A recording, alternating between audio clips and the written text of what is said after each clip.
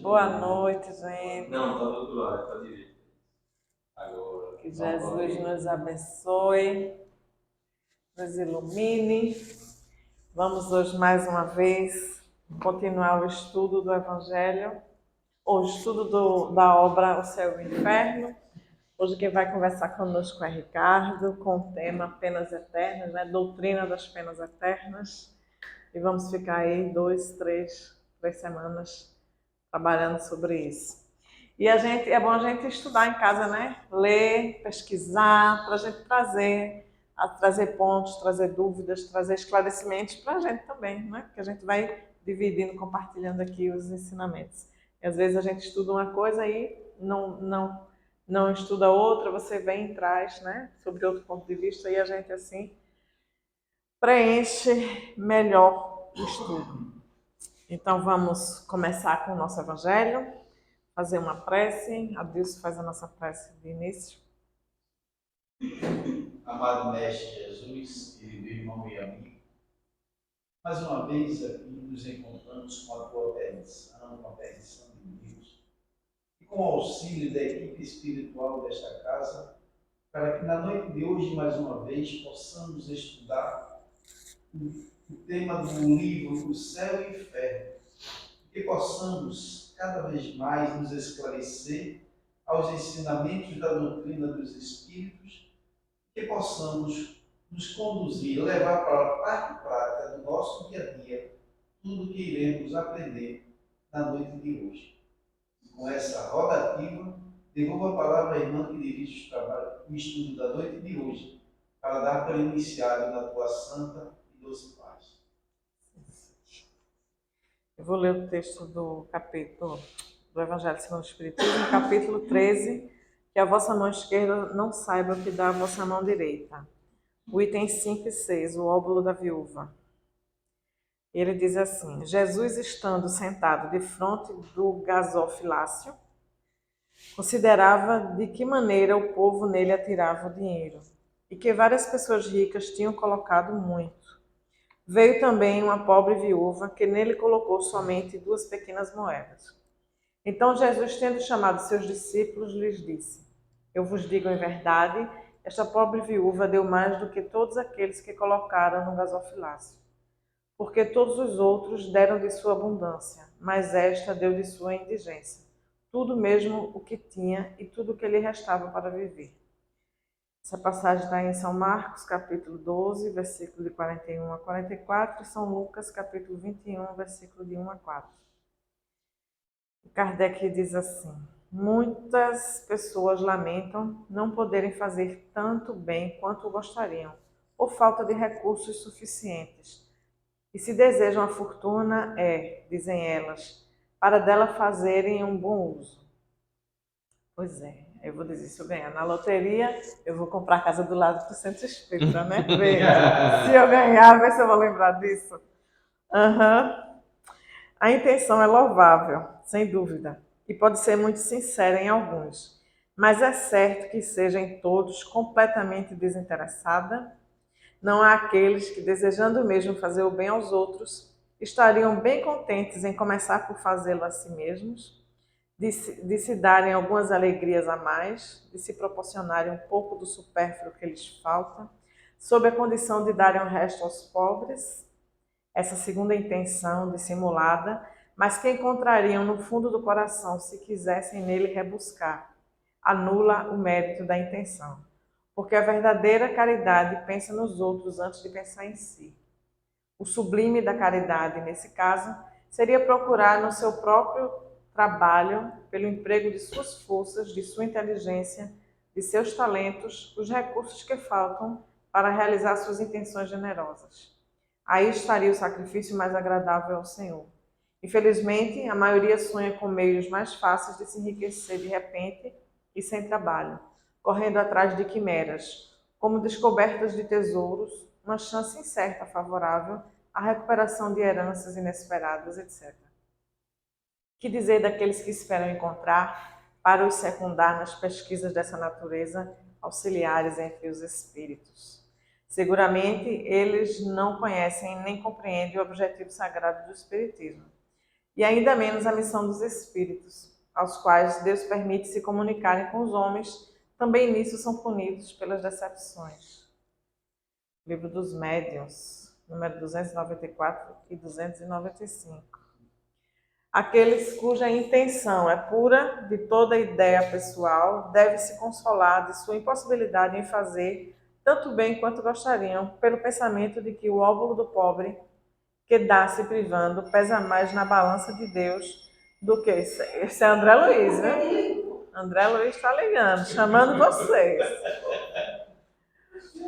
Pelo pensamento de que o óbolo do pobre que dá se privando pesa mais na balança de Deus do que o ouro do rico que dá sem se privar de nada. A satisfação seria grande, sem dúvida, em poder largamente socorrer a indigência. Mas se ela é negada, é preciso se submeter e se limitar a fazer o que se pode. Aliás, não é apenas com o ouro que se podem secar as lágrimas, e é preciso ficar inativo por não possuí-lo. Aquele que quer sinceramente se tornar útil aos seus irmãos, para isso encontra 1000 ocasiões. Que as procure e as encontrará. Se não é de uma maneira, será de outra, porque não há ninguém, tendo livre gozo de suas faculdades, que não possa prestar um serviço qualquer, dar uma consolação, abrandar um sofrimento físico ou moral, fazer uma tentativa útil. A falta de dinheiro, cada um não tem seu trabalho, seu tempo, seu repouso, dos quais se pode dar uma parte. Aí também está o óbolo do pobre, a moeda da viúva. Ele é autoexplicativo, né, gente? Então, é aquela história, né? A gente sempre diz, não, se eu tivesse aquilo, se eu tivesse aquilo outro, eu faria, né? Eu daria, eu ajudaria os pobres. Mas não é isso, né? Eu acho que quem dá no pouco, dá no muito, né? A mesma coisa, quem faz uma coisa errada com pouco, faz com muito, né? Então, a gente tira isso para o nosso dia a dia, né? A gente precisa fazer, ajudar, se a gente faz isso de coração, com o que a gente tem, né? Porque a gente pode dividir o pouquinho que tem, pode repartir o que tiver. A gente vê o sacrifício da pessoa que tem menos, por entender, né, da necessidade, da falta que faz, ajuda muito mais do que as pessoas que têm muito, né? Que está na nossa estabilidade financeira, vamos falando em dinheiro, né? Numa estabilidade financeira, está numa vida cômoda, porque a gente vê assim, a gente cresce, aí começa na juventude aquela correria para o trabalho, para seguir uma carreira, para ganhar dinheiro, para se estabilizar, para ter sua casa, seu carro, sua família, né? A gente vive, veja que a gente vive uns 20 anos assim nessa loucura. Depois a gente começa a parar, a abrandar, porque eu começo a pensar, puxa vida, essa correria serve para quê? Né? E o que é que eu estou fazendo? E os meus filhos estão sendo criados como? E a falta que faz os pais, e a falta... Então a gente começa a refletir o que é que a gente está fazendo na vida. Mas normalmente é assim, né? Na juventude a gente está correndo sem tempo para nada. E a gente precisa pensar, veja, o tempo é uma doação. O que a gente fala muito aqui, eu escutar o outro é uma doação, é uma caridade, né? Muitas vezes a gente não faz isso nem com a nossa família, né? Eu lembro que uma vez um senhor chegou para mim e disse que a mãe estava precisando de ajuda, que a mãe queria que eu conversasse com ele, que não sei o quê, mas hoje eu não posso porque hoje eu tenho que fazer não sei o quê. E ele era servidor público, trabalhava 6 horas por dia, né? Tinha tarde livre, não sei o quê. Aí eu disse, mas agora eu não posso porque eu não estou bem, a minha cabeça não está boa. Aí eu disse, olha, a gente tem que ajudar quando a pessoa precisa de ajuda, né? Não é quando você está bem para ajudar, né? Então, se a pessoa, ainda mais veja, sua mãe, seus pais, se você não consegue tirar uma horinha da sua semana para ouvir, né? Para ir lá, seja lá o que for, né? Porque tem hora que é difícil a gente ouvir, né? Principalmente parente, que a gente sabe que é complicado. Mas aí você faz uma prece, fica ali dando ouvido e tenta. A gente não faz isso com estranho, né? Mas é o que ele diz, você pode dar o que você tem, né? Você pode dar, não precisa ser só dinheiro, né? Não precisa ser só ouro. A sua gentileza, a sua caridade, a sua bondade, a sua paciência, tudo isso é caridade, né? Uma orientação. Uma orientação, não é? Eu já ouvi assim, parece que de parentes a gente escuta as coisas piores, né? Eu já ouvi uma prima dizer assim, não, eu passei por isso, você tem que passar também, né? Ao invés de dizer assim, olha, não, eu já passei por isso, eu sei como é, eu vou te ajudar, vou te dizer como é que faz, né? é uma caridade, né? Mas faz não. Eu já passei por isso, você tem que passar também. Então, são coisas que a gente vai vendo que a gente pode fazer a caridade de muitas formas, né? Não é, isso é uma ilusão. Essa história de dizer, não, quando eu tiver dinheiro, eu vou fazer a caridade. Porque se eu não faço no pouco, eu não vou fazer no muito, né? A história da eu vou comprar a casa é para mim, não é para você. Deus sabe mesmo que eu vou tirar, porque eu sempre digo, se for para mudar meu caráter, minha personalidade, eu não acerto. Uma vez ou outra quando eu jogo. Até hoje eu nunca tirei. E a gente sabe que não muda a personalidade nem o caráter, né? Ela se mostra. Então, a gente tem que ter muito cuidado com isso. Assim, deixa assim. Pronto, vou dar aí para Ricardo começar a falar, gente. Não deixei vocês falarem, mas... Quer falar? Quer falar?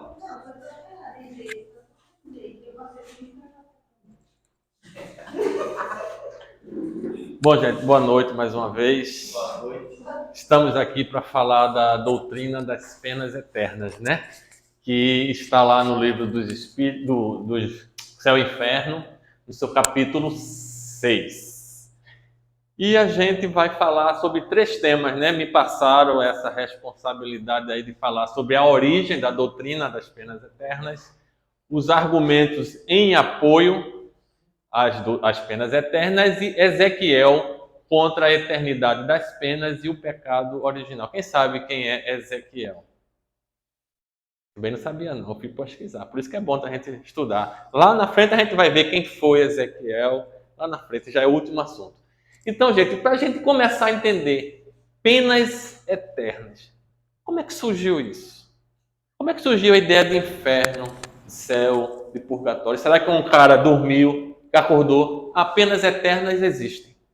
E eu vou começar, não é assim, né? A coisa vem passando de gerações em gerações, de culturas em culturas, de achismos, de estudos, e vai começando a completar tudo aquilo. Então, para que a gente possa entender muitas coisas da nossa existência, por exemplo, economia, política, sociologia, religião, é preciso a gente estudar história. A gente precisa conhecer lá atrás para saber o que é que está acontecendo hoje. É preciso que a gente vá buscar isso lá atrás. Porque a coisa é construída com o vagar do tempo. As coisas... E a doutrina das penas eternas não surgiu por acaso. Ela tem toda uma história que a gente vai tentar trazer aqui. Hoje a gente está aqui... Em alguns momentos a gente pode falar num tom de crítica em relação à Igreja Católica, né? Porque ela é que é a grande dominadora desses 2000 anos. Mas a gente hoje está criticando, mas nós, provavelmente, lá atrás, nós éramos defensores das penas eternas. A gente matava ou morria defendendo esse ponto de vista, porque nós acreditávamos naquilo. Então hoje, por que a gente hoje não acredita? Porque a gente evoluiu, a gente reviu conceitos. E é o que é bom do ser humano, é isso. Reconhecer o erro. Hoje eu reconheço que eu defendi, matei e morri por aquelas... E hoje eu já vi que aquilo ali estava errado. Não estamos engessados. A gente não pode ficar engessado a uma ideia. Porque o que é certo hoje, com a evolução, as coisas vão mudando, a gente vai se aperfeiçoando. Por isso que é importante a gente conhecer e se conhecer. Então, para entender penas eternas, a gente vai começar pela origem da doutrina das penas eternas. Então, a gente vai dar uma viajada aí até o tempo dos egípcios, né? O todo-poderoso Deus Sol, Amon-Ra, um dos criadores do mundo do Antigo Egito, não passa hoje de uma mera curiosidade arqueológica. O mesmo fim levaram outros deuses egípcios, como Osíris e sua esposa Ísis. Tiamat, acho que a pronúncia é essa, e Apsu, deuses da criação da Mesopotâmia, também foram relegados ao ostracismo, né? Ao isolamento. Zurvan, o deus do tempo na Pérsia Antiga, não conseguiu acompanhar o passar dos séculos com a mesma força. Então veja, quantos deuses nós tivemos lá atrás. Quem sabe se a gente não estava aqui? Provavelmente a gente estava aqui cultuando esses deuses.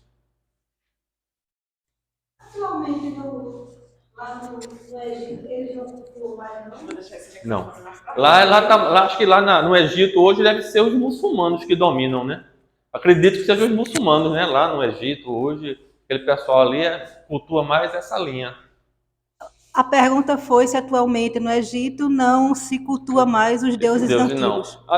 Acho que no mundo hoje ele é basicamente um monoteísta, né? Acredito eu. E os grandes deuses gregos e romanos, como Zeus, Afrodite e Apolo, apesar de gozarem ainda de status literário e mitológico no Ocidente, não são levados mais a sério como divindades, né? Então a gente vê muito filme, né? É muito bonito a história dos deuses, é linda a história, a mitologia grega e romana é muito bonita, a literatura, a gente vê cada filme, cada história belíssima. Parou aí. Não tem mais aquele poder que ele tinha. Isso é a evolução. Esse definitivamente não é o caso de Javé, Jeová, e tem vários e vários nomes, né? O Deus bíblico, criador do céu e da terra, segundo Gênesis, continua reinando absoluto para judeus, cristãos e muçulmanos. Ainda que estes últimos chamem ele de Alá. Nós chamamos de Deus, mas Javé, Deus, como a gente chama, é o mesmo. É a mesma coisa, só são questões de nome. Mas esse ainda continua até hoje. Afinal, a imagem de um ser todo-poderoso, masculino, onipotente, Pai, permeia a cultura, o comportamento e a ética do Ocidente. Essa é a ideia que a gente inicialmente tem de Deus, né? Mas como é a ideia de um único Deus, cultuado inicialmente por pequenas tribos do Oriente Médio, viria a mudar a história do poder? Como é que foi esse processo? Como é que se deu isso? Como Javé superou os deuses dos maiores impérios da antiguidade? Né? Você vê pegar aquele povo lá, o hebreu, aquele grupinho pequeno, Roma dominando a Europa inteira, chegando na Ásia, parte da África, com seus deuses, como a gente viu, Apolo, Afrodite, etc, etc. Como é que essa tribuzinha pequena conseguiu isso? Né? Conseguiu esse feito. Da gente começar a analisar, realmente é muito difícil a gente pensar que como foi isso, né? Devagarzinho, lentamente, com a ideia, e aí vai chegando a situação.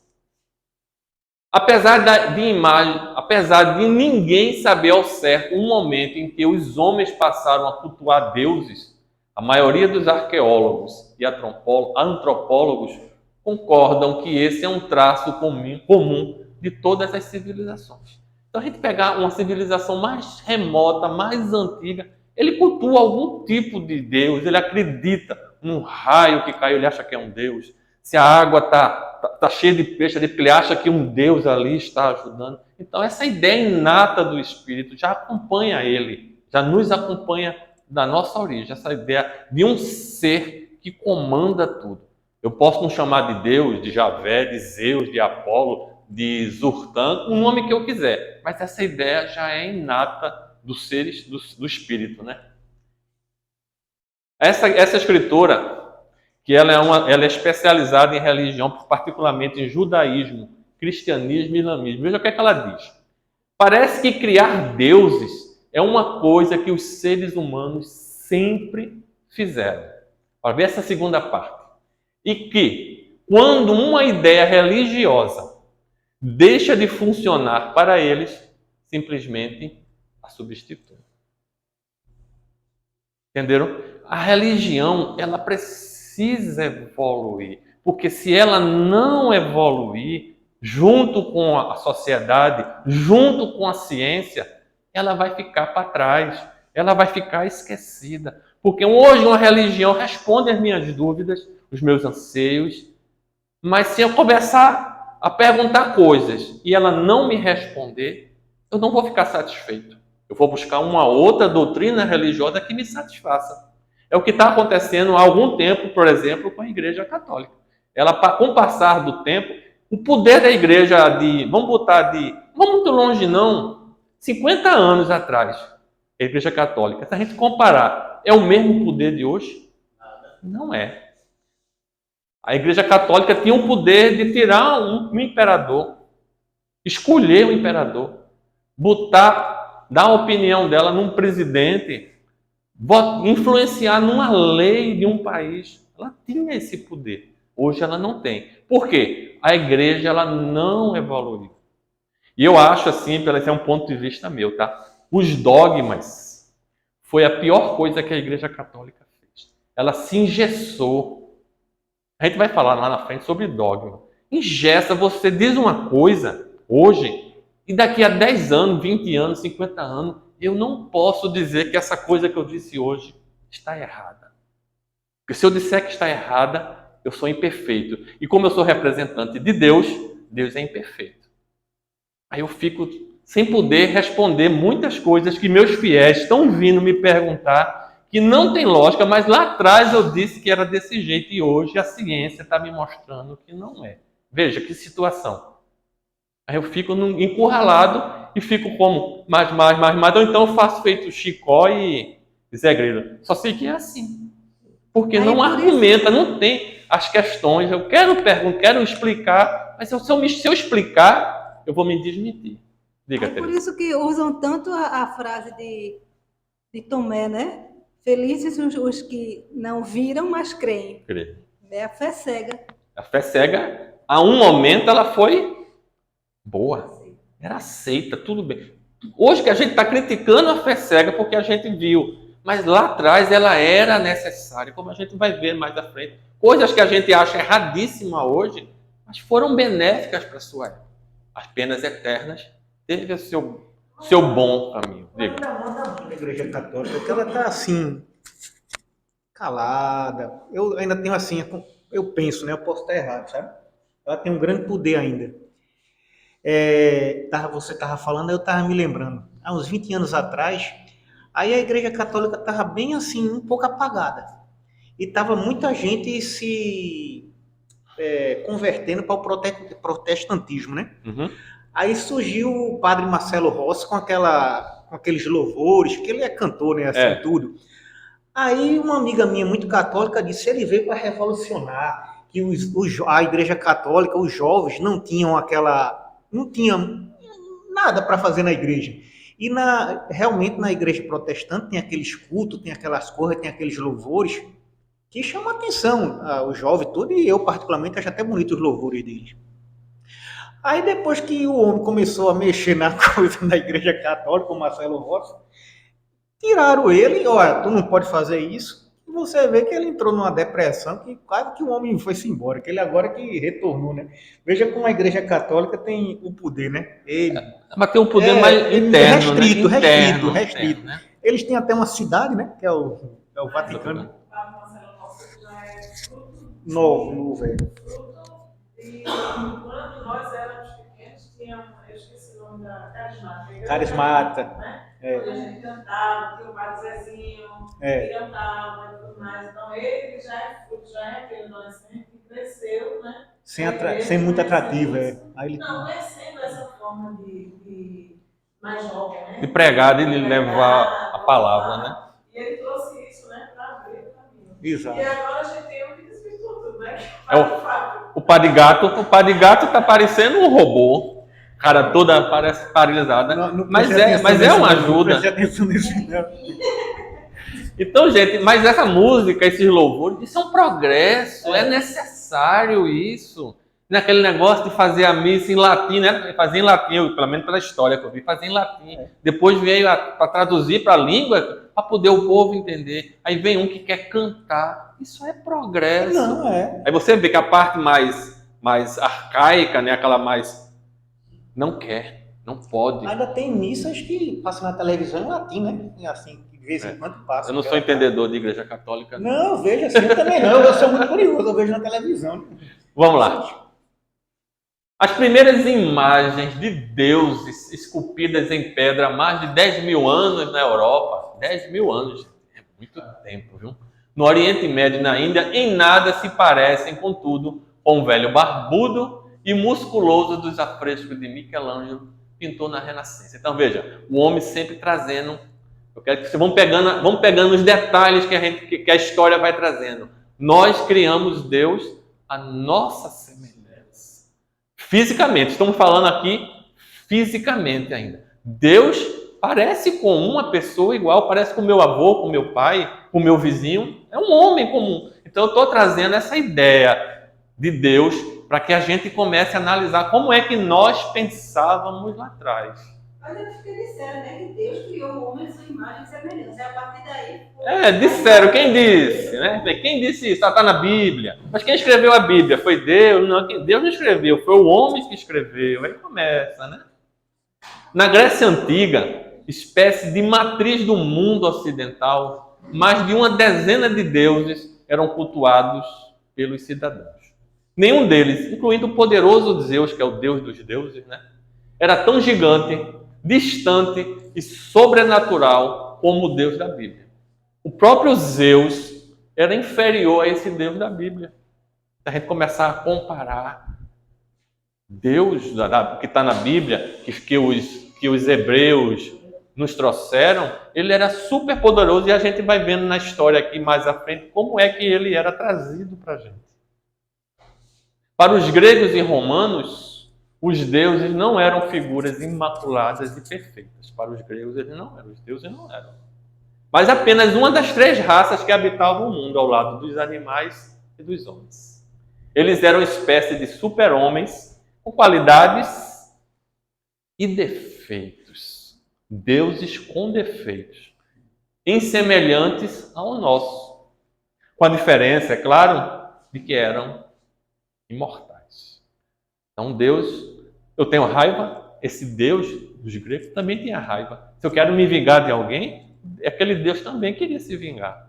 Se eu estou feliz, ele podia ficar feliz. Se eu estou triste, ele também ficava triste. Então ele era parecido comigo, ele era mais próximo de mim. Só que a diferença é que ele é imortal e eu não sou. Está parecido com o orixá, né? Um orixá?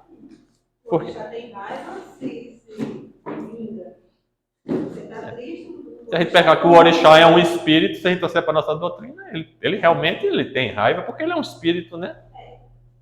Como nós. Olha, até mesmo a morada deles, esses deuses, né, em nada se assemelha ao céu sobrenatural do Deus bíblico.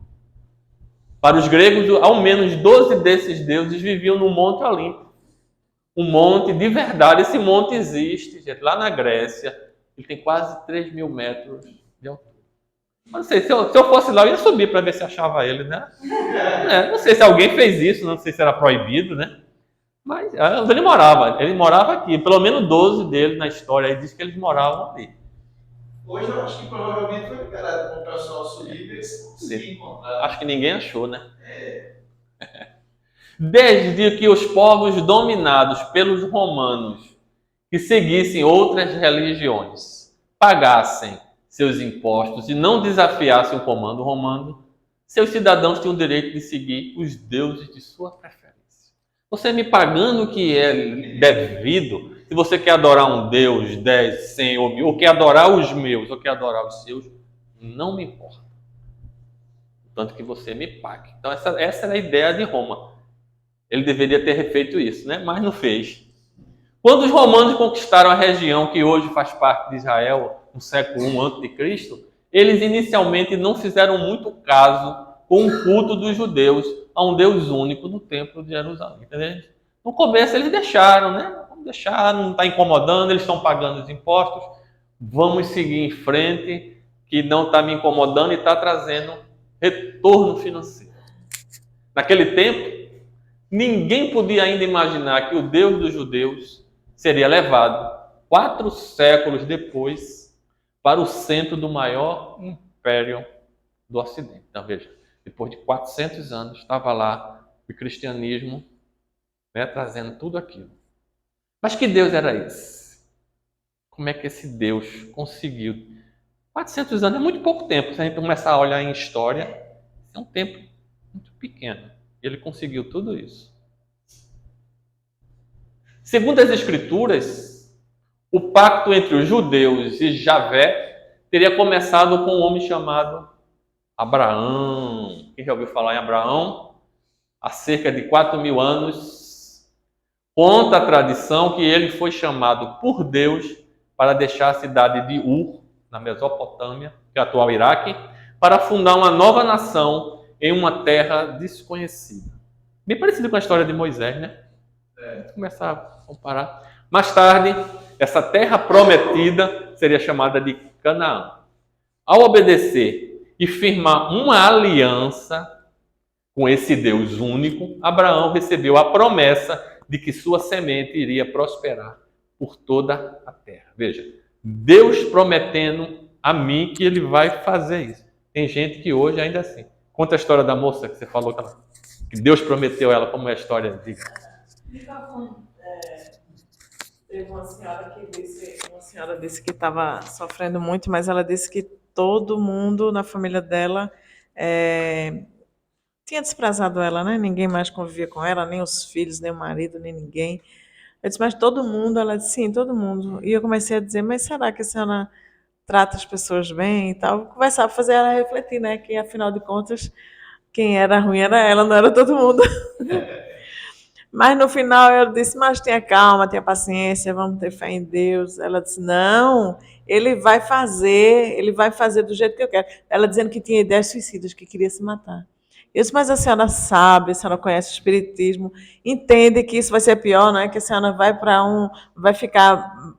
contrair uma dívida maior, vai para um lugar pior, vai sofrer. Ela disse, não, eu já disse a Deus que ele tem que vir fazer, me levar para aquele lugar. Eu disse, a senhora conversou com ele? Foi.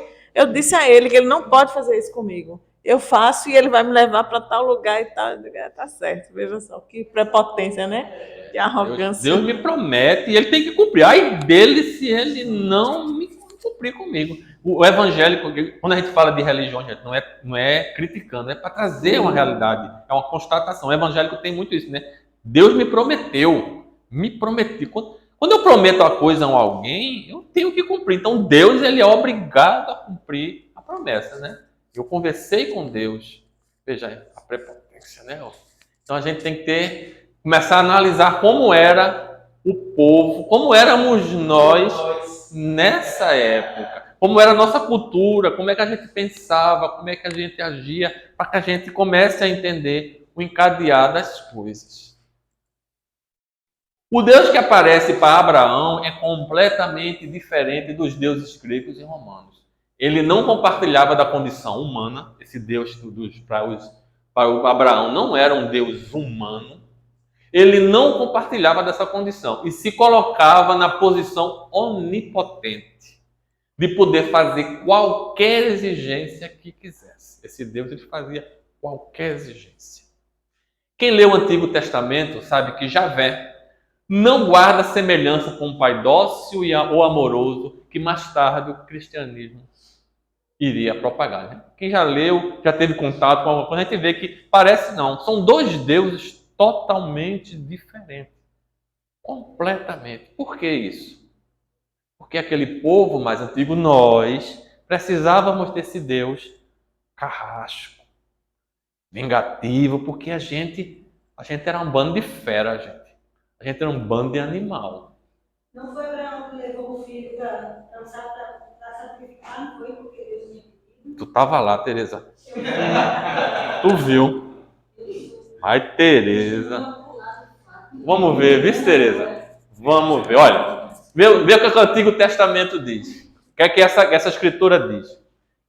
O Antigo Testamento apresenta um Deus brutal, parcial e assassino. Um Deus de guerra, que seria conhecido como Javé, Sabaote, quem pronunciar, quem souber aí, me ajuda. Deus dos exércitos. A gente escuta muito o pessoal evangélico falando isso, né? Deus dos exércitos. Ele é passionalmente partidário, tem pouca misericórdia pelos não favoritos. Olha, Deus não tem misericórdia. Veja, começando a incutir isso para a gente chegar onde a gente está querendo. Uma simples divindade tribal. Para eles era isso aí. Um Deus brutal, parcial e assassino. E precisava não, senão a gente comia Deus de coco. Porque a gente não era peça boa, não. Cada de sal. Cada de sal. Prova disso seriam as passagens com que Javé manda as pragas. Olha, as tuas pragas deles. Voltou, tá vendo? Porque você perguntou na outra aula sobre ela, tá vendo? É esse Deus vingativo que ele está trazendo. Outras, Javé se mostra até arrependido. Veja, Deus imperfeito. Deus arrependido de sua criação. Se arrependeu de criar a gente. Como quando ordenou a morte por afogamento de toda a humanidade por meio do dilúvio, do qual só escapou a família de Noé e os animais que ele pôs em sua arca. Isso antes ainda da aliança feita por Abraão. Veja que Deus. Deus que manda castigar e um Deus que se arrepende. Veja, semelhante a nós. Veja a ideia que estava sendo arraigada. E para a gente tirar isso de dentro da gente, são milênios. É muito estudo, é muita ciência, é muita coisa para que a gente vá tirando isso. Olha, no caso de Abraão, por exemplo, Javé ordenou que seu filho Isaque fosse sacrificado pelo próprio pai como prova de sua fé.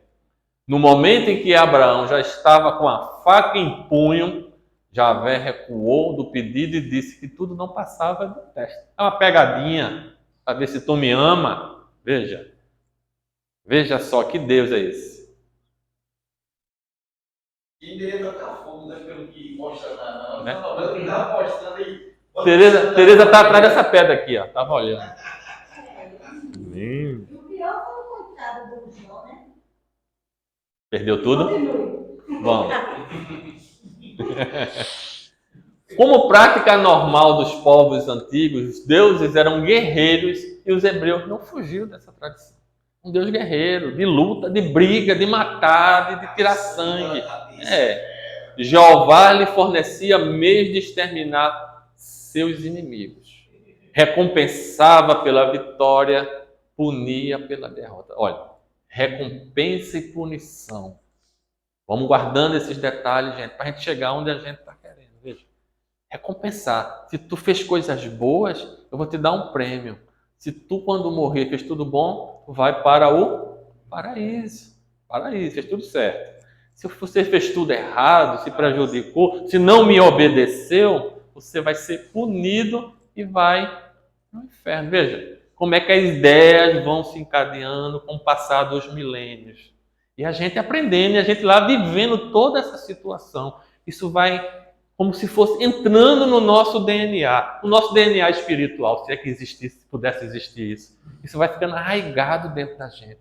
E para tirar isso, é preciso também, como levou milênios para entrar, precisa de milênios para sair. Nesse caso, pode ter ficado fixado, impregnado no nosso perispírito. Sim, pode ser. De uma certa forma. Vamos estudar a evolução do mundo, né? Para entender isso. Durante essa fase aí, Javé parece mais preocupado em ameaçar a raça humana para que ela não se desvie de suas instruções. Veja, e é importante esse Javé desse jeito, porque a gente se desviava mesmo. A gente precisava de coleira pequena aqui para eu puxar, porque senão perde o controle.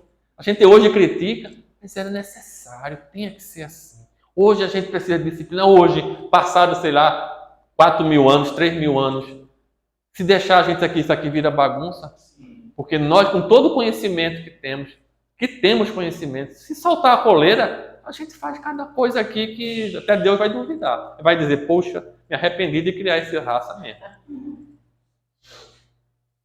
O fato é que, quando os romanos chegaram a Israel, o Deus do templo de Jerusalém parecia muito mais rigoroso e cheio de exigências que os deuses gregos.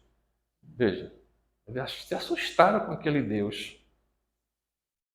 Mesmo para os romanos que admiravam a tradição judaica pela consistência de suas escrituras, a conversão àquele Deus era uma tarefa nada fácil. Eu estou acostumado com um Deus parecido comigo, que é imperfeito. E eu vou agora pegar um Deus que vai me castigar, é um Deus que vai me punir. Eu não vou querer não essa conversão não, que não é muito legal não, né? E começava, e como é que ele conseguiu, né, chegar lá em Roma e dominou o mundo, né? Pelo menos o mundo ocidental. Muitas vezes um Deus que fazia a minha vontade, né? Os romanos já tinham essa história, né? Vou adorar um Deus para que ele faça a minha vontade. Para ver a minha colheita. O Javé não era assim. Você podia pedir e não recebia. Aí eu mudava de Deus, né? Javé só é um, eu não posso mudar. Para um judeu da época, Deus teria que ser soberano absoluto e temível, igual a um monarca despótico, oculto em seu palácio. Oculto. Ninguém via Deus. Ninguém vê Deus. Esse Javé é como fosse Deus. Não, Javé é Deus. É o Deus. Você pode substituir isso aqui por Deus. É o Javé porque era como os hebraicos lá antigamente chamavam. Poderoso pela força material, porque não compreendiam a força moral. Então, Deus mandava um raio, mandava fogo. Então, era um Deus de poder material, porque aquele povo não entendia a força moral. Vem armado no raio, no meio do relâmpago e tempestade, semeando a ruína e a desolação, a exemplo de guerreiros invencíveis. Isso era Deus para os judeus da época. Um Deus de vingança implacável e de castigos eternos terríveis. Veja, a ideia era do castigo eterno. Implacável com seus inimigos, sem piedade para com os vencidos. Veja, não tinha misericórdia não. Era castigo, era punição e era para sofrer. Os derrotados tinham que sofrer. Diga. E ainda hoje na Record passa uma novela referente a esses tempos antigos, mostrando tudo isso dessa forma. O 10 Mandamentos. Vários outros também já fizeram. Porque ali aquelas novelas são baseadas basicamente no Antigo Testamento, né? E o Antigo Testamento é repleto só disso, né? Pois, se Deus lhe era superior, deveria ser ainda mais terrível. Se eu sou ruim e Deus é superior a mim, então ele tem que ser pior do que eu. Tem que ser mais terrível do que eu. Se eu mato um, Deus tem que matar 100 porque ele é superior a mim. Tá vendo? Como é que era incultou na nossa mente isso? Então, ao recuarmos no tempo, iremos encontrar povos bárbaros, ignorantes, orgulhosos, egoístas, onde não havia respeito a nada e nem a ninguém. Apenas temiam, eles nem amavam Deus, eles temiam. A um Deus que fosse superior a ele em força, desprezo, crueldade e vingança. Onde o olho por olho, dente por dente, era a única lei aceita. Pode ser que choque a gente isso hoje, mas antigamente a gente achava isso normal. Pisou no meu pé, eu piso de volta. Me cortou uma perna, eu corto a do outro. Cortou uma orelha, eu corto a do outro. Era assim, acabou. Se era o certo e a gente gostava. E era certo para a época. Hoje a gente se espanta com isso, mas não. Normal mesmo. Era necessário, né? Os governantes eram assim, né? Tem que dar exemplo, né? Sim. Moisés foi que criou esse olho por olho, dente por dente, né? As primeiras leis eram assim. Lá no Oriente Médio ainda tem isso, né? Você cortar a mão, se for pego roubando, não sei. Eu já ouvi falar isso. Os primeiros códigos legislativos eram assim. O Código de Hammurabi. Uhum. Por estarem ainda mais no começo da escala evolutiva, né? Aqueles povos, nós, mais ligados ao estado primitivo, consequentemente muito mais ligados às coisas materiais, né? Nós não entendíamos as coisas morais, as coisas espirituais, não cabia na nossa cabeça isso. Por essa razão, não conseguiam fazer uma ideia de Deus e de seus atributos, e muito menos não tinham noção do que seria a vida futura. Para eles, morreu, acabou e acabou. Então eu vou ter que viver o que eu vejo, o que eu sinto, o que eu estou passando. É isso que é o momento, é o aqui e agora. Fazia de Deus um ser semelhante a si próprio, com suas qualidades e seus defeitos. Entendemos então que para esse tipo de homem era necessária uma doutrina religiosa rude, agressiva, temerosa, inibitória, castradora. Pois aquele homem só entenderia a força e o medo. Então não existiria inferno, nem céu, após a morte, não, né? Os castigos seriam na existência presente deles. Deus iria punir ali e quando morresse, dava tudo. Nessa parte aí do Antigo Testamento, eu não sei te dizer sobre como era a ideia da época do inferno para eles. Alguém sabe de alguma coisa, Bruno? Alguma coisa nesse sentido para os hebreus, que é que eles tinham uma noção de inferno? Não, a gente vê que sempre existiu essa noção, e principalmente por parte daquilo que a gente também já estudou aqui das raças adâmicas, né? E a gente vê os egípcios, os, a Índia, a China, e também tem aqui é uma raça que se achava superior a todos, eu esqueci. Acho que eram os Árias. São as 4 raças que Emmanuel fala. Então, todas essas 4, eles tinham a ideia da vida após a morte, né? E foi justamente essa ideia da vida após a morte que veio sendo criado tudo isso que a gente já trabalhou aqui. Então, não é que a gente divida entre Antigo Testamento e Novo Testamento, né? Não, a gente está trabalhando toda a questão de uma crença de uma sociedade que veio se solidificando, né? De acordo com a capacidade de entendimento, até que a gente chegasse no que o Ricardo está trabalhando hoje aqui. Mas quando a gente fala. Porque no slide anterior não tinha alguma coisa assim? Não, Isso? sim, e Deus fez tudo, no momento não tinha noção do que seria a vida futura. Sim, mas aí tá ligado, isso já é na Gênesis, né, Ricardo? Já é no capítulo 6. Isso está ligado à questão do seguinte: a gente faz do céu e do inferno uma imagem daquilo que a gente acha que é bom e que é ruim. E aí a gente sempre fazia o quê? Ligava isso à matéria, entende? Acho que isso está realmente focado nisso.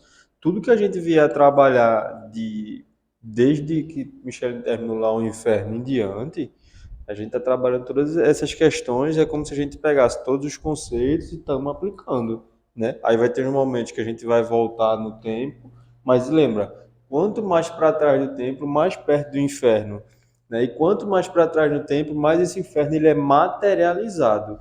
A gente não tem noção de uma vida futura moralizada. A gente tem noção das penas eternas, né? Aquele fogo que queima, mas não mata, né? Ou seja, é matéria, mas é crença após a morte. Certo? A história dos hebreus, quando são convertidos no cristianismo, eles sentiam a paz em morrer, porque sabiam que agora Jesus tinha trazido a ideia de que após a morte você teria paz, você encontraria, né, essa evolução, essa questão de amor e de espiritualidade e tudo mais. Começa a modificar o pensamento, né? Então eles começam a entender que não é mais aquele inferno, aquela vida material, mas uma vida espiritual. Sim, senhora. Vamos lá. Esses homens não teriam medo de penas temporárias e muito menos das penas morais, pois ainda não estavam aptos a entender a parte moral do ser humano. Eles precisavam, como o Bruno disse, coisas materiais para entender. Como é que eu vou entender um sofrimento moral? Eu preciso de um fogo que me queime. Isso aqui eu entendo, porque eu sinto. Mas como é que eu vou sofrer? Como é que isso vai me castigar? A gente não consegue. Para a gente aqui entender tá fácil, mas a gente tem que pensar num homem de 2, 3, 4 mil anos lá atrás. Nós lá atrás, né? Nós lá atrás. A gente não consegue entender isso. Mas aí a gente tem uma noção, pelo menos, de como é isso. As penas tinham que ser materiais, explicadas materialmente, para poder aquele homem, nós entendermos. Então é importante que a gente comece a distinguir isso. Eu gosto sempre de fazer uma analogia para a dificuldade da gente entender as coisas atualmente dos conceitos. A doutrina dos espíritos ela traz alguns conceitos que se ela não tivesse trazido, provavelmente seria difícil da gente entender. Por exemplo, espírito voa? Não. Ele volita, né? Volita. Mas é diferente, a gente vai entender que o espírito ele vai volitar, né? Ele está passando por... Ao invés dele andar, ele vai conseguir ir de um lugar a outro se modificando. Mas como é que isso acontece? Pelo poder da mente. Mas como se processa esse poder? A gente não sabe. Então a gente tem que fazer. O que a gente faz? A gente começa a fazer comparações. É porque no começo de tudo, para a gente começar a criar conceitos, a gente começa a fazer comparações na forma como a gente concebe, né? Então, será que a gente voa igual um avião mais rápido? Porque a velocidade é do pensamento. Então, a gente vai voar mais rápido que um avião. Mas como isso acontece? Entende? Como que a gente vai manipular a matéria? Por isso que muitas vezes, e é comum que se encontre, de que a doutrina dos espíritos e alguns dos seus conceitos são chacota. Por quê? Porque a gente diz que o espírito volita, mas a gente não sabe explicar como. Entende? Mas acontece. Se você for para uma roda de religiosos e você falar que espírito voa, tá, explica como é que ele voa. Aí a gente vai dizer assim, ó. Aí vai ser feito assim que ele falou, pela força do pensamento, a gente consegue manipular as energias. Que viagem é essa, doido? Entende? Então, acaba que aos poucos a gente começa a entender. Existem alguns livros que falam sobre, mas eles sempre dizem, vocês não têm a capacidade ainda de entender. Então, apenas aceitem. Né? E é justamente o papel da religião, e nesse lado a gente trabalha a religião no espiritismo, que é o seguinte, ele vai trazer algumas revelações de que com o tempo a ciência vai poder provar, mas agora não. A doutrina espírita tem isso. Ele chega e diz, você não tem capacidade de entender, mas um dia você vai entender. Não é assim, né? Não é desse jeito, ó, aceite e acabou-se. Não é assim. Tenha calma, estude, dê tempo ao tempo que um dia você vai entender. A gente às vezes quer ser imediatista, né? E nossa cabeça, a gente às vezes não tem nem palavra, ele não tem nem palavra para trazer para a gente. É como na aula de que Bruno falou, que tem lá no céu e inferno, Jesus, na época de Jesus, não existia a palavra purgatório. Como é que ele ia falar para um povo uma palavra que não existia? Veja, que dificuldade. Ele sabia o que era purgatório, poderia ter falado, poderia ter explicado, mas ele não ia entender. Então, tudo precisou passar esses 2000 anos para a gente começar a entender. Então, tudo tem seu tempo. O que a gente não entende hoje, como é o volitar, a gente vai entender um dia. É só ter calma. Temos a eternidade para aprender. A gente vai começando agora, pode ser que seja a primeira encarnação espírita, né? Provavelmente. E aí a gente entra nessa questão de impaciência, a gente começa a trazer algumas coisas que tentam prejudicar a evolução. Eu não sei se vocês... Eu gosto muito de acompanhar, claro que não como um todo, né? Mas o que se passa no nosso país ou até no nosso planeta. E hoje, não é que hoje em dia surgiu, mas que hoje está muito em alta, é uma teoria chamada design inteligente. O design inteligente, ele é uma teoria religiosa que ele refuta toda a ciência e todos os estudos que a ciência vem trazendo. Ele diz aí que a criação, né, o universo todo, como é hoje, ele tem em média 6.000 anos. Veja, a ciência mostra para a gente que o universo tem aproximadamente 13,77 bilhões de anos, né? E aí vem essas pessoas inteligentíssimas, gente, não são pessoas ignorantes, são muitas vezes profissionais que estudam muito, só que por eles não conseguirem conceber que a ciência não consegue explicar algumas coisas neste momento, eles começam a refutar as teorias da ciência e o que é que eles fazem? Começam a criar as deles. E espalham, gente, estão em jornais, em podcasts, em televisões, ridicularizando a ciência que é feita hoje em prol de uma crença que eles querem a resolução para agora, né? Que o Ricardo falou, é necessário a gente ter paciência, é necessário a gente sempre entender e se pautar pela ciência, e aí a gente traz Emmanuel, né? Se o espiritismo disser uma coisa e a ciência disser outra, larga o espiritismo, segue a ciência. E é basicamente isso. Só que a gente entra num ponto muito difícil hoje em dia, que é o ponto de que até os cientistas, né, que não são de fato cientistas, né, eles começam a se contradizer e trazer outros pontos. Então, os tempos são chegados, né, é muita loucura que existe, vai trazer muita questão do suicídio, isso está na própria Gênesis, né, mas é necessário que a gente preste atenção no que está acontecendo, porque antes de melhorar, ainda vai chacoalhar um bocado, e se a gente não prestar atenção, a gente cai também. Tá achando ruim? Vai piorar um pouquinho ainda. Vamos lá. Não tinham condições de entender o bem e o mal, e muito menos os atenuantes e agravantes das situações por eles praticadas. Eram crianças, nós somos crianças, imagine eram recém-nascidos, primitivos, então eles não tinham condições de saber o mal que eu fiz vai ter consequência lá na frente, o bem que eu fizer agora vai ter consequência. Eles não tinham essa dimensão. Hoje nós já temos e mesmo assim... Ainda fazemos, imagine. Veja. Então, veja como é as coisas. Eram as... Perdoe seu inimigo, né? Perdoe seu inimigo, ali na embaixo. Porém, na natureza, tudo tem um porquê, tudo se interliga, tudo tem uma sequência. O espírito se desenvolve, aprende novas coisas, passa a ser questionador, cresce, amadurece, evolui. Aparece Jesus e as coisas começam a se modificar. Ele fala de um Deus clemente, de bondade e de amor, que o seu reino não é deste mundo e diz: amai-vos uns aos outros, fazei o bem àquele que vos odeia. Veja como é fácil. Tão fácil, por que a gente não faz? Teoria fácil. Veja, chegou um espírito e trouxe toda essa ideia, trouxe essa nova visão de Deus.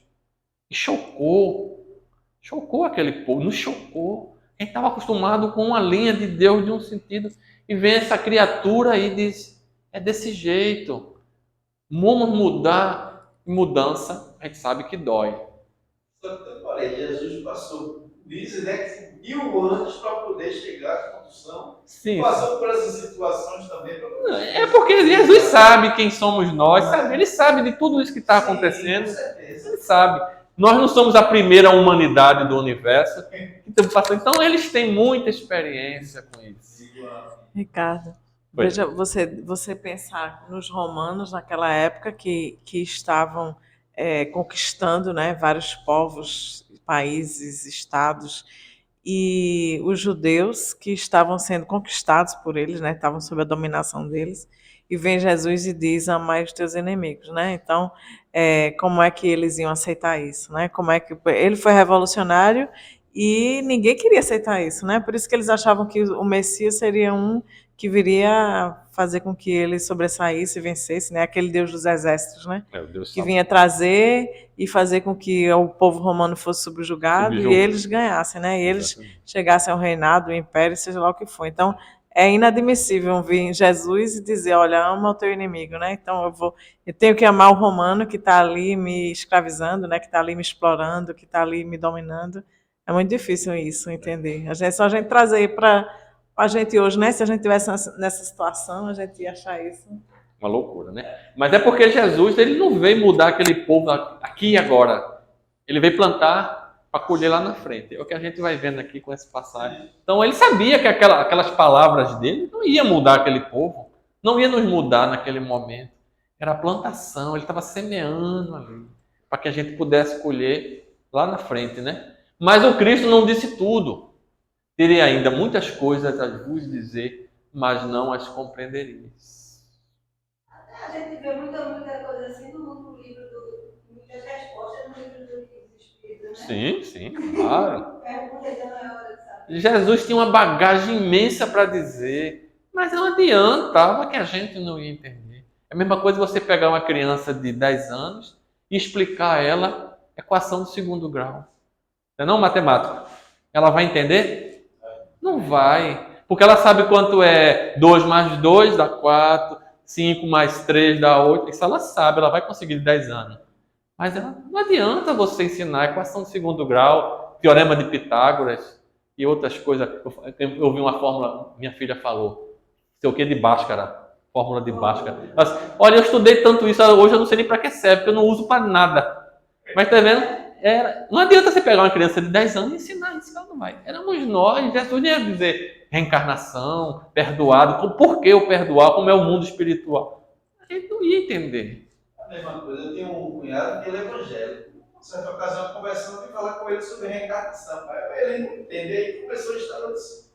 Meu querido, vamos fazer o seguinte, nós não vamos discutir a religião, mas quando você morrer, você vai ter que reencarnar novamente para conversar com ele. E quando você morrer, me procure lá no Paz da Harmonia para conversar com você. Aí ele ficou meio... Mas não tem condições de entender, não. Não, mas... tudo é um momento. A religião não se discute.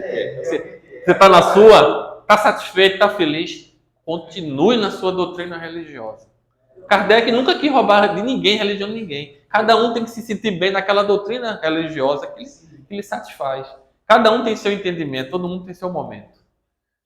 A parte moral, ele, né, Jesus, foi bem explícito, porque tocava a parte material, a parte de relação, homem-homem. Isso aí ele foi bem objetivo.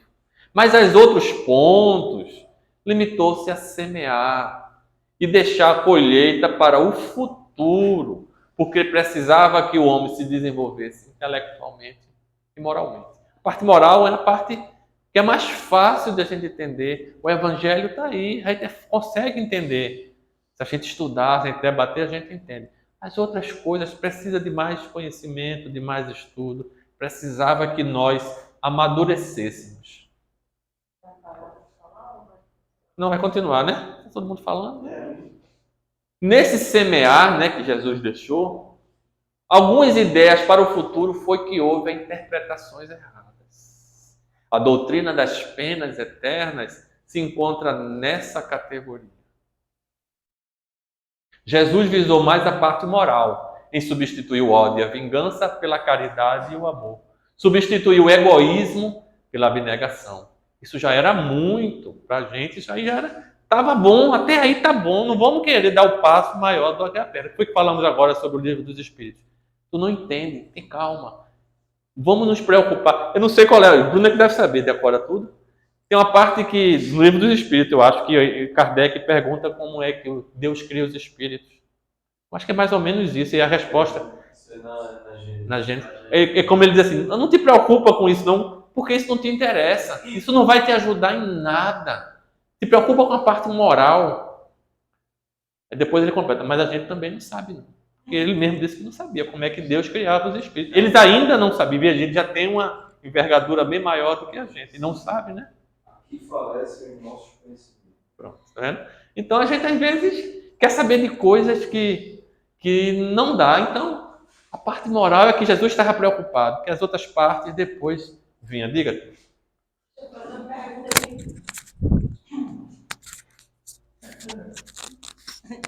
Deixa eu fazer uma pergunta aqui de pré-escola, que os meus neurônios deram um nó aqui. Nós, planeta Terra, já passamos pela época da pré-história, éramos mundo primitivo. Sim. Qual o ponto que passamos do mundo primitivo para o mundo de expiação? Qual foi o ponto? Foi onde? Não existe, acho que não existe um ponto assim, pá, uma data assim. Isso é lento. É como a gente está passando de expiação e prova para regeneração. Essa história já começou lá atrás há muito tempo e ainda vai se perpetuar por muito tempo à frente. Não existe assim uma mudança assim, tá, em 2030 vamos passar de um... Não existe isso. Não, mas essa seria mudança... assim, pronto, porque veio... Mas são vários fatos, né, que Isso. levam. São vários porque fatos. veio na minha cabeça justamente isso. Se no período do Egito Antigo, da Roma, tudo era tão selvagem, tão cru, se ainda não éramos um mundo primitivo. Não, ali já era expiação e prova já. Certo, pronto, era isso. Veja aí. Eu vou dizer uma coisa, Pedro. Estava pensando nessa no que você estava falando. A gente sabe que existem planetas que estão em um nível evolutivo menos do que a Terra. Nesse mundo tem espíritos que habitam lá. Quando esses espíritos evoluírem, eles vão passar para o que nós estamos hoje. Vão passar para o mundo de provas e expiações. Nós, como o Ricardo falou, estamos em um processo de regeneração. Pronto, mas a pergunta é essa. Se esse mundo que estão esses espíritos também não vai evoluir... Vão evoluir também. Pronto. Vão evoluir também, como a gente. Com relação à Terra. A tua pergunta, Teresa, ela é muito filosófica, né? Porque Aí, e dizem, não, vai ser em 2050. Tem data certa. Vai ficar essa coisa louca, mas a partir de momento, conjunto de interseção. É um conjunto de Aí é por matemática aí.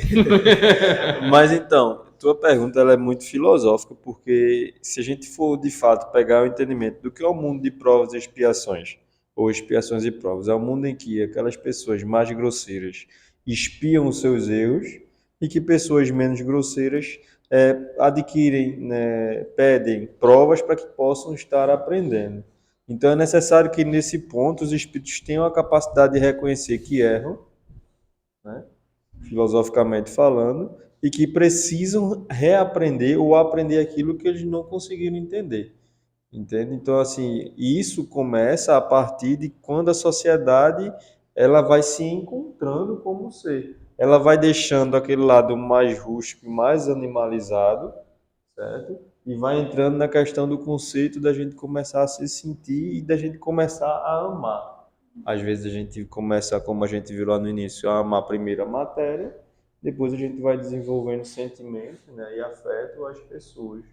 Então, é como eu concordo com o que o Ricardo falou, precisar uma data, eu acredito que não tem como, né? Os espíritos falam que até 2057 a Terra já será regenerada. Tá, mas esse processo de modificação é um processo que tem... É um tempo, né? E aí, filosoficamente falando, talvez teria que prestar atenção aí no que tudo que a gente já estudou e ver quando é que a população ela começa a sentir o peso de suas faltas. Porque antes da gente sentir o peso das nossas faltas, não é que a gente não sofria, a gente sofria, a gente não espiava. Porque o processo de expiar é a gente entender que a gente está passando por uma dor de acordo com o que a gente fez. Entendeu? Então não se preocupe com esses 2050 e pouco, que não vai anoitecer quando amanhecer no dia 1º de janeiro, pronto.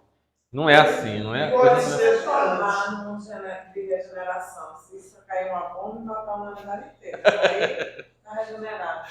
Deus a Deus. Pode ser até 2057. se a humanidade realmente colocar em prática o que Jesus trouxe para nós. Mas a gente está vendo que não vai, né?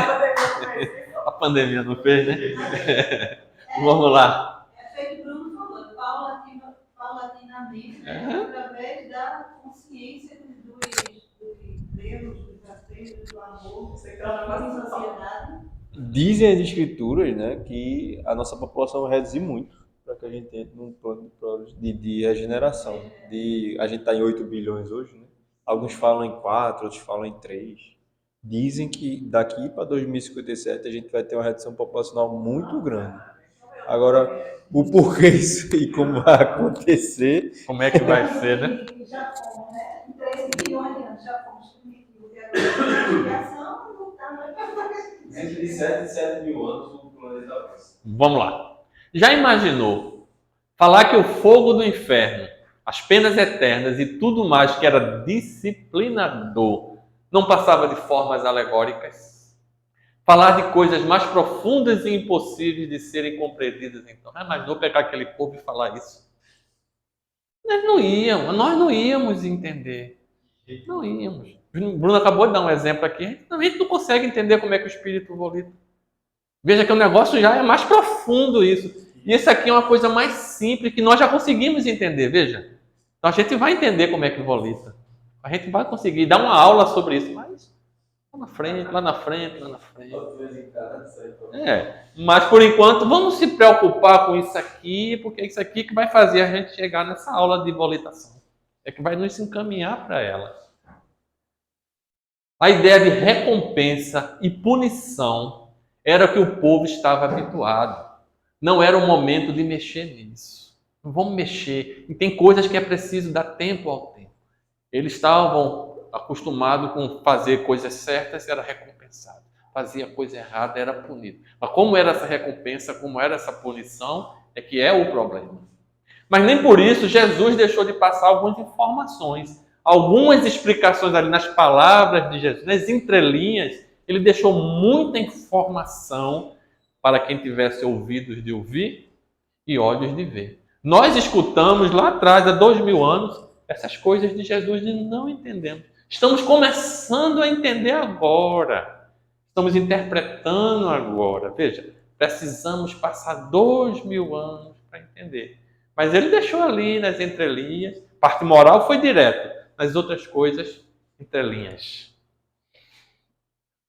Como podemos ver, a doutrina das penas eternas percorreu um longo caminho. Foi se instalando ao longo dos milênios, cada civilização com sua história, como a gente viu aqui, né? Os pagãos, os romanos, vai trazendo, né? Suas crenças, suas tradições. Ao analisarmos essa doutrina, iremos perceber que ela teve sua importância, sua necessidade e sua eficácia. Sim, eficácia. O que levou Kardec a afirmar: a doutrina das penas eternas, bem como a do inferno material, tiveram sua razão de ser, quando esse temor podia ser um freio para homens pouco avançados intelectual e moralmente. Na impossibilidade de apreenderem as nuances tantas vezes delicadas do bem e do mal, bem como o valor relativo das atenuantes e agravantes, o homem não se impressionaria, então, a não ser pouco ou mesmo nada, com a ideia de penas morais. Não ia impressionar. Tampouco compreenderiam a temporalidade dessas penas e a justiça decorrente das suas gradações e proporções. Isso é Kardec está trazendo ali no livro Céu e Inferno. Então a gente não deve condenar isso. A gente deve estudar, deve conhecer e saber que ela teve sua importância, foi fundamental para amarrar, aprender a gente, para disciplinar nós que éramos bárbaros, grosseiros. Aí a gente chega na igreja. Nossa querida igreja. Fez muitas coisas boas, muitas. Não podemos negar a importância da igreja. Também fez muitas coisas más, coisas erradas. A gente tem que dar a César o que é de César e a Deus o que é de Deus. Mas a gente normalmente vai ver o lado ruim, né?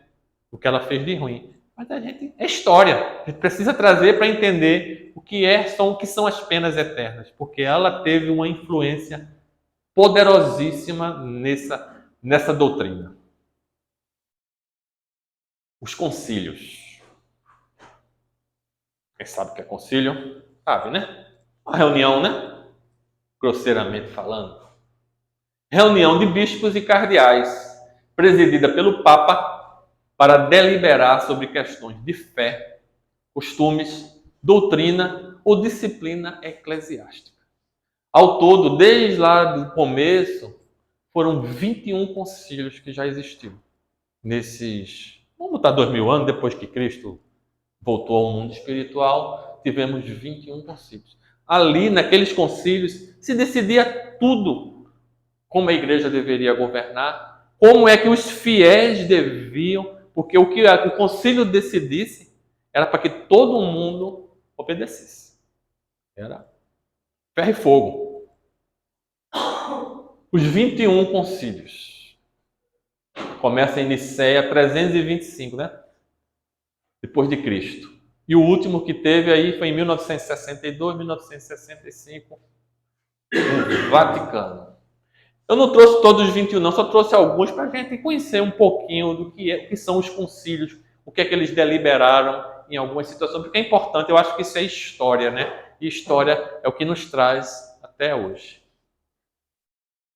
O de Nicéia, primeiro. O assunto central desse concílio foi combater a heresia do arianismo, que pregava a humanidade de Jesus e quase desconsiderava a sua divindade. Eles achavam que Jesus era humano. E aí tinha essas brigas internas lá, e nesse concílio foi estabelecido isso, e lá tiveram a solução que eles acharam melhor. O de Éfeso. Continuam as decisões, as discussões à natureza e vontade de Jesus. Também surge a questão relacionada com Maria, que negavam, né, a maternidade divina da mãe de Jesus. Achavam que Maria não é divina. Eu não vou aprofundar para a gente não... Porque tinha muito mais coisa, eu dei uma enxugada para a gente não aprofundar, porque não é o nosso objetivo. Mas é para a gente entender um pouquinho o que é que se debatia nesses concílios. Ô, Ricardo, tem uma pergunta para fazer tanto para você, né, mas para todos. Quando a gente fala da maternidade divina da mãe de Jesus, é de que ela é engravidou do Espírito Santo. Isso. Né? Qual a concepção de vocês sobre isso? Eu, particularmente, eu acho que Maria era uma mulher como qualquer outra. Ela engravidou pela forma natural com o seu marido, teve a relação sexual, foi formado um corpo, essa é a minha concepção, tá? E o espírito que nós chamamos de Jesus encarnou naquele corpo e veio fazer a sua missão. Essa é a minha concepção. Que é a mais correta, porque foi colocada aquela história de Maria engravidou somente do Espírito Santo e veio Jesus. Para nós, naquela ocasião, aceitamos sim. Hoje nós já temos um entendimento diferenciado de que, como você acabou de explicar, eu também entendo dessa forma, que é a mais correta. Porque eu acho assim, se Deus iria derrogar uma lei dele para fazer esse espírito vir à Terra, né? Ia modificar tudo só para esse espírito vir. Então eu acho que Deus não tem necessidade de mudar as suas leis. Ele poderia trazer esse espírito como trouxe, na minha visão, claro. E ele fez a sua missão, exerceu sua missão e voltou ao mundo espiritual. Agora ele. Maria teve outros filhos também, né? Pronto, essa Há que é a controvérsias. A controvérsia. É. Olha, eu estava lendo. O que acontece é que ela foi um espírito preparado para essa missão. Sim, né? exatamente. Ela não é uma pessoa Preparado qualquer. igual a Jesus foi preparado há Não é uma muito tempo. pessoa antes. qualquer. Porque um espírito dessa envergadura, um corpo normal, nosso, não, uma mulher, vamos falar, ela não teria condições de pegar essa energia desse espírito. Então tem que ser um corpo preparado, um perispírito, aquele tem que ter toda a preparação. E quanto ela ter tido filhos, eu estava lendo um livro, vou passar para Bruno. Bruno tem um livro chamado Jesus dos 13 aos 30. Sabe, não, né? Também eu não sei o nome do autor, não. Eu li essa semana agora, mas eu sou péssimo para guardar. Ele diz que José tinha, parece que era 5 filhos já do primeiro casamento, e Maria teve mais 4, incluindo Jesus. Então Jesus tem um bocado de irmão. Né? Se a gente for examinar a história da época, né, a gente vai ver que as mulheres elas já eram casadas justamente com pessoas bem mais velhas, né? E Maria era uma pessoa muito mais nova, e que eu também concordo muito com o que você falou, Ricardo. Eu acredito que a divindade da maternidade de Maria está na missão que ela tinha de trazer Jesus. Exatamente. A missão. Mas não de que botaram uma sementinha como a gente explica à criança, né? Exatamente. Nesse mesmo livro, ele diz assim, o enviado de Deus nasceu de uma virgem. Maria, quando casou com José, ela era virgem. E Jesus nasceu de uma virgem. Concordam? Nasceu de uma virgem, ela estava virgem, casou e nasceu Jesus. Jesus nasceu de uma virgem. É lógico. Pensa, não, ela nasceu porque ela não teve relações sexuais e ele, com a sementinha que veio o Espírito Santo, colocou. Uma passagem que diz que ele estava viajando, no local. Olha, você está vendo muito Cardinô, viu? Não, eu ri tanto dessa história. Eu estava numa escola aí que eu estava dando aula, aí o professor de história, ele era ateu. Eu não vou nem falar, porque está gravando, né? Né? Aí, Produz a prova contra você, não. aí disse, isso é conversa, não sei o quê. Isso foi, ele foi demais, esse professor, ele saiu do contexto educacional. Ele disse, isso foi uma gaia de Maria do Jesus, aí vem com essa história, não sei o quê. Aí as irmãs, as alunas protestantes, misericórdia, esse demônio está falando isso aqui, não sei o quê, com o professor, com Jesus, né, dizendo isso com o professor. Ele sabia muita história e ele se perdeu assim no ateísmo, né? Ele ia muito por isso, né? Assim também, né?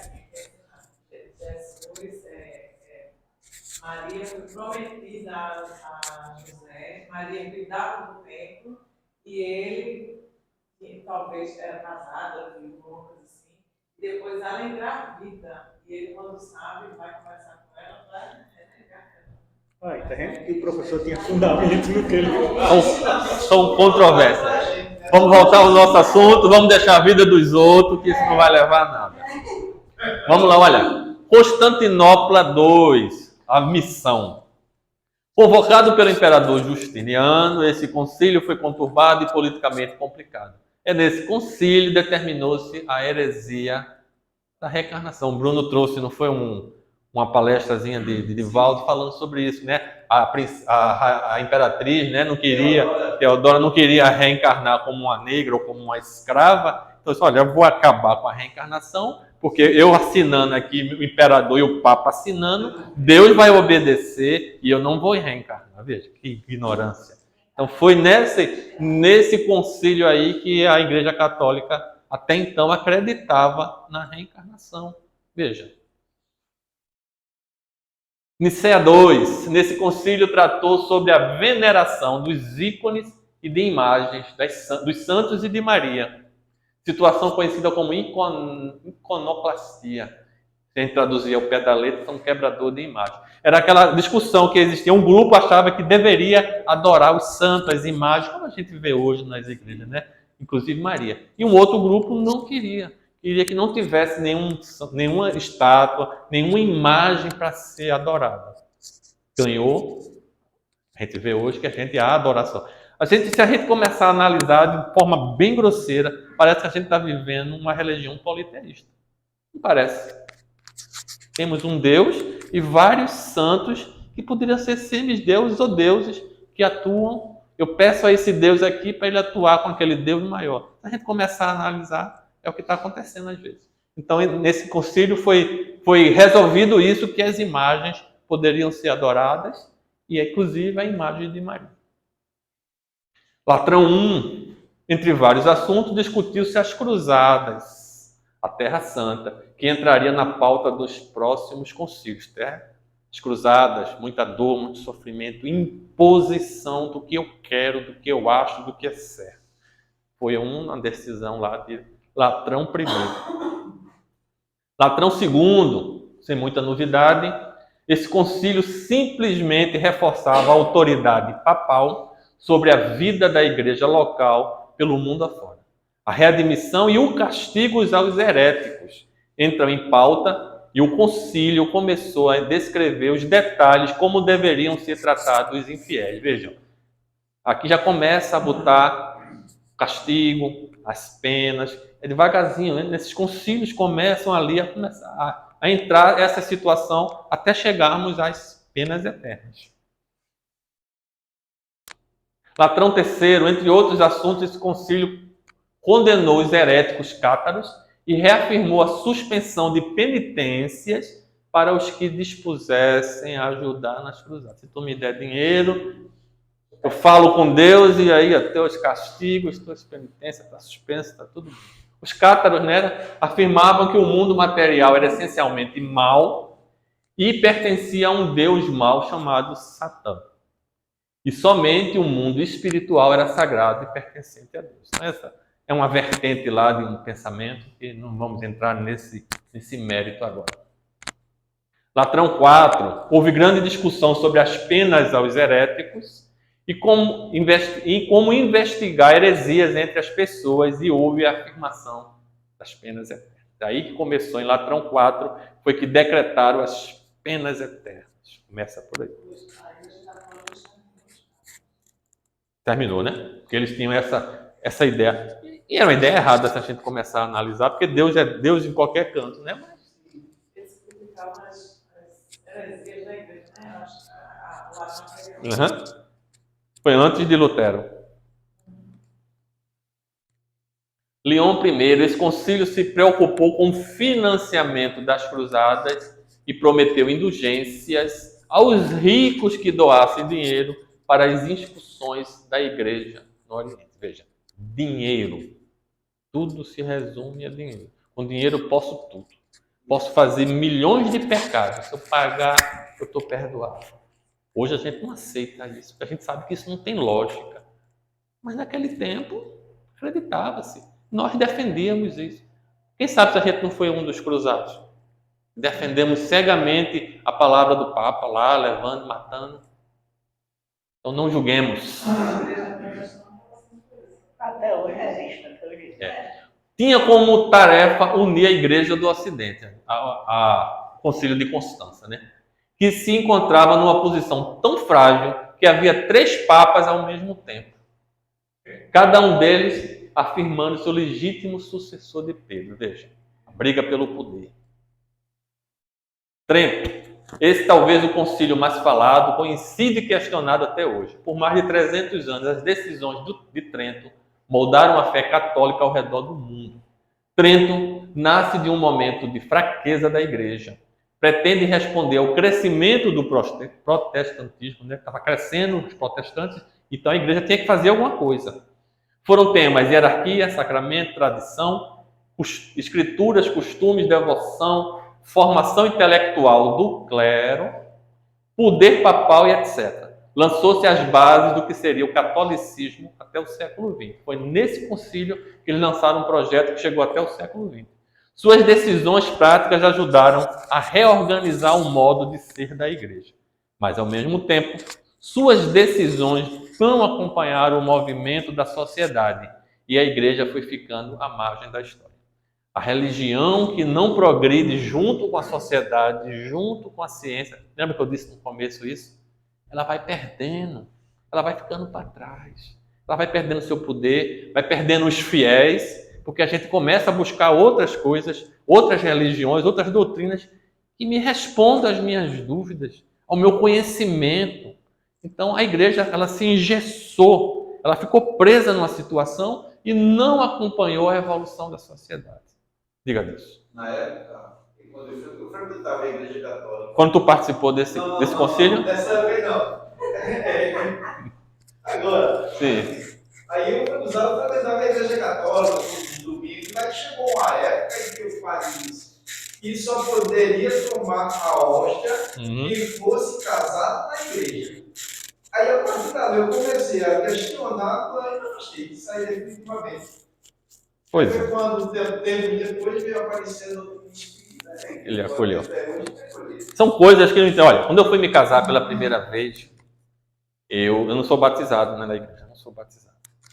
E eu fui casar na igreja porque a sociedade, a minha ex-esposa queria, a família. Para mim é indiferente casar na igreja, não casar, para mim é indiferente, sempre foi. Nunca fui ligado à religião. Mas vamos lá falar com o padre. Eu falo com o padre, você é batizado? Cadê o batistério? Eu não tenho. Olha, vá na sua paróquia, porque eu moro aqui no bairro, e fale com o padre. E ele vai ver o que é que pode fazer. Eu vim. Quem conheceu o padre Hermano aqui? As duas Carolas, hein? Eu fui na casa paroquial aqui, né? Perto da casa de Adriana. Uma tardezinha cheguei.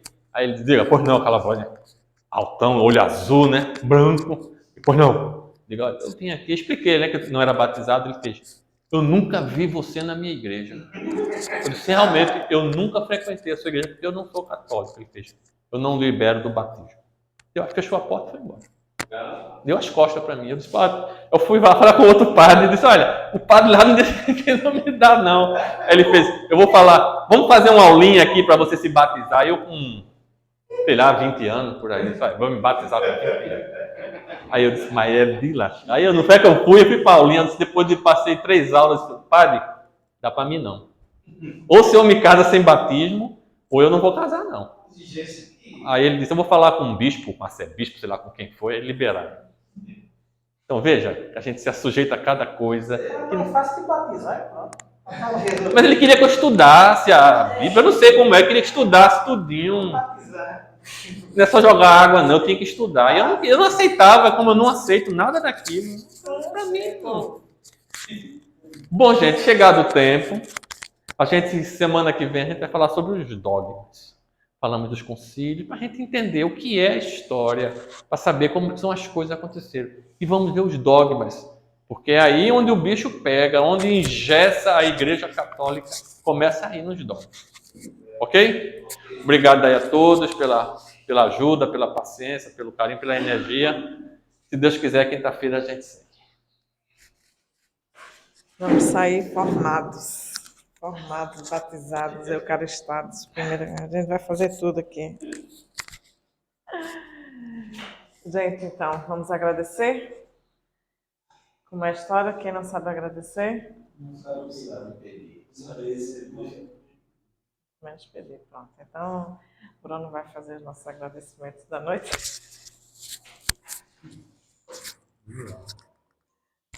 Primeiramente, agradecer a Deus, né, por mais uma noite de muito conhecimento.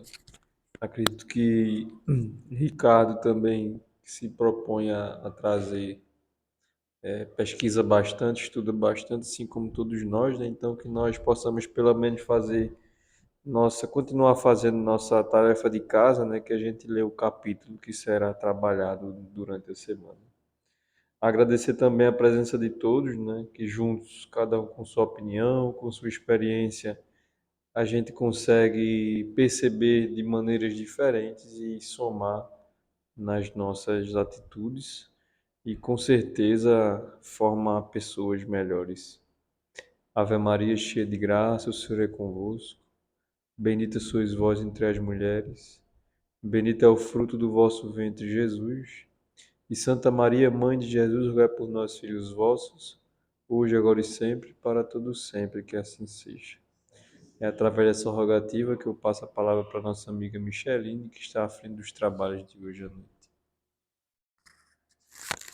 Que possamos todos ir para os nossos lares em paz. Que assim seja.